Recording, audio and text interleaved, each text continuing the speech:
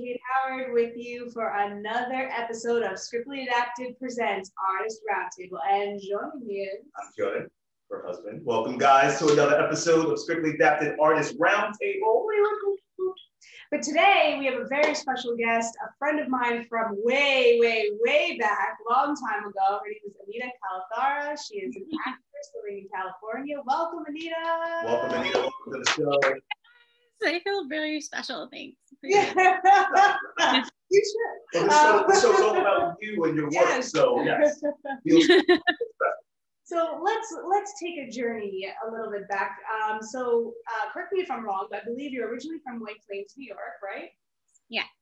Okay. So you left and headed to California to pursue acting. So what prompted your decision to start this chapter of your life in California? What was it about acting that allured you to pursue it? Tell us a little bit about that. I think I've always wanted to be an actor. I think I was always in drama clubs when I was a kid and doing like chorus. I never did it in high school though, but I think I was too nervous. It was just too competitive at our high school. So I never did it then, but basically always wanted to do it, but my parents were first generation immigrants and that has just never been done before. And no one in our family had any interest in those fields. It was always just, doctor, lawyer, engineer. Those are stereotypes, but they're actually very true stereotypes. My mom is a doctor. My dad is a lawyer. So it's pretty much like you got to pick one and go down that path. My parents were a little more flexible. They let me kind of dabble in other things, but they were definitely not going to let me do acting. So it was kind of like figuring that out and navigating, getting them to support that. And we kind of found like a kind of bargain deal where I would be able to, study, but still, take acting classes on the side and pursue it. And so I kind of basically just convinced them and kind of tricked them into letting me take classes essentially. Right. Until I started, dabbling in it and was like, oh, I like this more than anything else I'm studying. So I'm just going to pursue this. So yeah, it ended up just ending me with a one-way ticket to LA. It's interesting that you reference, would you say that it's almost like kind of a cultural taboo, would you say, like to pursue acting? Yeah, absolutely. I mean, well, I think it's not even just taboo. I think it just hadn't been explored ever at the point when I was starting out. At least it was just not really something that I had seen anyone do, so I had no way or didn't know any way to go about it. And I think it was just kind of like expected that you just do one of the careers that's going to be stable and that's going to give you a stable income and get you a normal job. And so that's why I still had to do not study acting. I studied on the side, but it was like, not my main focus. I think every artist and actor knows this, that like you can have like dry spells and you can be working all the time and then you can have like nothing. Right. And it's crazy that it goes up and down like that all the time. And especially when I started, there was just not as much content for South Asians. I was like one of a few. I would see the same people all the time who had maybe more experience than me. So then I wasn't getting those things. And like it took a while for me to train and get to be where I feel like I'm at a good place as an actor too. And there's still so much, I train all the time. So I think that was like a whole growing process of learning how to act. And then also in that process, figuring out how to not let those rejections like get to you and stuff like that. Why acting? I mean, you touched on it a little bit, but what specifically about this craft like inspires you, motivates you, challenges you, makes you want to pull your hair out, but love it at the same time? Yeah. Oh, it's so many things. You have to love this. Especially I tell that to everybody. Specifically, it's the storytelling aspect. I mean, that's just the part I like. I mean, that's kind of why I've diversified and also started writing and producing as well, because I like just getting these important stories out. And I realized that because of over the years, I've started to write a lot on my own, and I've been writing for the last like 5 years. And it's just so important to have more vehicles to see representation, to see familiar faces, and to tell these stories that are untold. I think right now it's still like my passion lies with acting. I don't know if that will change like as things go on, because writing is still an acquired talent for me. Like I've been writing for the last like 5 or maybe more years, but I would only say that I only got to a point where I feel confident in it in the last year. Okay. And that took a while. So I still feels very new and still feels very foreign to me.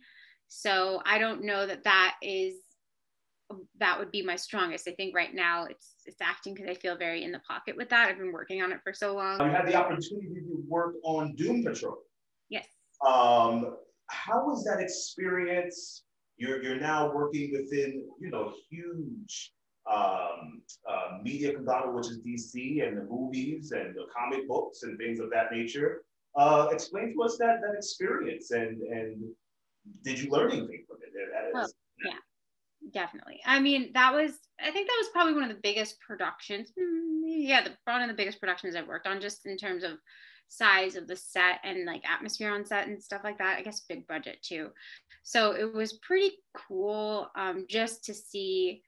I mean, and the way they filmed the show, I don't know if you watched the show, but the way they filmed the show, I hadn't watched it until I got cast and then went back and watched all the seasons. And it's such a cool way of filming. They treat filming like they're filming an indie, which I love, because on indies I feel this kind of like family feeling, and there's so much care taken with each scene. They do one scene for a whole day sometimes on an indie. It's like a super quirky, and it's filmed so beautifully, like cinematic. Just everything about it is really cool. The trials and tribulations of when you first got to LA, and how that transition was, it was tough. It was different, right? It was a whole different beast out there. Now, since you've been out there, has there been a role that you've gone for, or there's been an experience that was like a tough experience role-wise for you to get, and you just, I don't know, a role that was just tough for you to understand or get in while being out there in LA? Got pretty far into auditioning for the new season of Bridgerton, and I'm obsessed with Bridgerton. So and I had probably like 3 rounds of auditioning, and they kind of checked on my avail and everything, but they needed me to be available to film April through October. And when they checked my avail, I was filming Doom Patrol. So because of the 3-week overlap, like I could not be in the running, and they had to take me out, and they said that. And so that was pretty heartbreaking, because I just really wanted to be on Bridgerton. India Sweets and Spices, written and directed by Gita Malik, new film that you're in. It was in Tribeca Film Festival, which was awesome. Congrats on that. Thanks. So fun.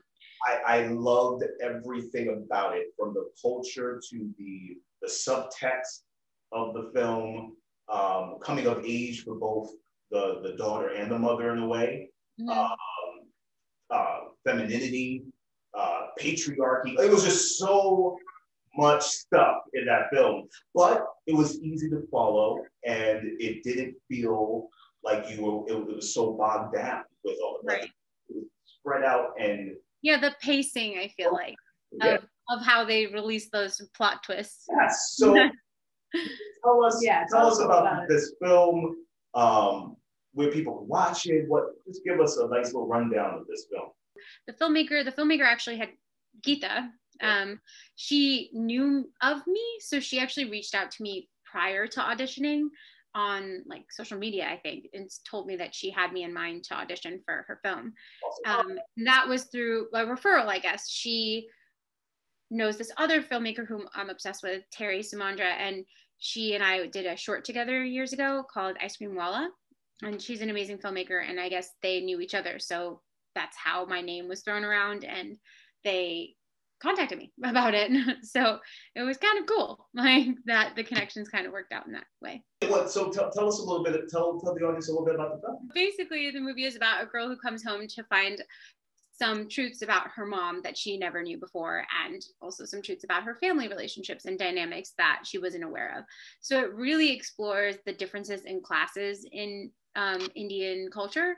I think that's really one of the main focuses of the story, is seeing like what a lower class family or middle class, working class family would look like compared to the kind of rich elite families in the Indian community. And that's where she's from. The lead girl is in that world. And so she kind of explores the different cultures and different cultural expectations that families have for their children. And then also relationships with her mom and dad, and exploring specifically her dynamic with her mom and learning about a lot of the things that her mom has kept for her. But it is really significant, very relative to real life first gen experiences, at least in my mind.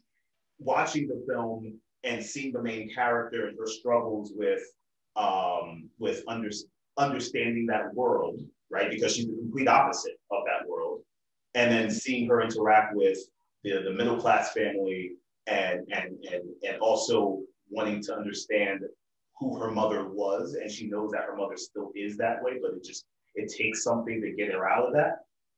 It's so interesting because there's so many dynamics that's happening within that film, and like you mentioned, the pacing is so good that you don't feel lost in any of them. It's so much subtext going on that it's like, okay, I get it. You learn so much about the culture. And the food and the music and how they talk to each other in these social circles. It was dope. To your point about communication within your culture, I think, and within Indian families, it sounds to me like the director did a really great job at being able to kind of break that generational thing, you know, within this film, and kind of allow people to understand it's okay to talk about things. And to be an artist and create a film that is just a conduit to allow people to have those conversations is kind of a beautiful dichotomy to maybe how she grew up or how she perceives the culture. So I think that that's just a really great thing that she was able to do through this film. Tell us about your experience as a young female actor in Hollywood, the representation, especially someone from South Asian descent, also, you know, how it's forming your pursuing of future roles and the future of your acting career and things like that. I guess when I first started acting, I feel like there was just very kind of stereotypical roles that I would be auditioning for, and I still think it's definitely changing. There's more and more just it's written as part of the character, but it's not all the character is, and so I think the future of it is promising. There are a lot more opportunities now, and there's a lot more writers and directors and producers that are coming out of color, and so I think with more of the people that are making these projects happen, I think eventually it will become to the point where we can see more and more representation for the South Asian community in general. If you could pick just one favorite film of all time, what would it be? Yes, yours. Wait, what? Well, this is what I want to do would be like the Lizzie McGuire movie, because that's really it's not even like, you know, it's funny. Just what made me. Oh my God, I love that show. My Best Friend's Wedding might be my favorite rom-com. I don't know. I'm not good at this question. Hitch, but why is it Hitch? I don't know. I wrote that I just love rom-coms. Listen, this has been fun. It has been really cool. Thank you for joining us on this edition of Scriptly Adapted's Artist Roundtable. Look for this show coming soon, guys. I'm Kayode. And I'm Kate. Check it out on all our social media platforms, as well as our website, scriptlyadapted.com. Scriptlyadapted.com, guys. Look out for that. Thank you very much. Thanks, Anita.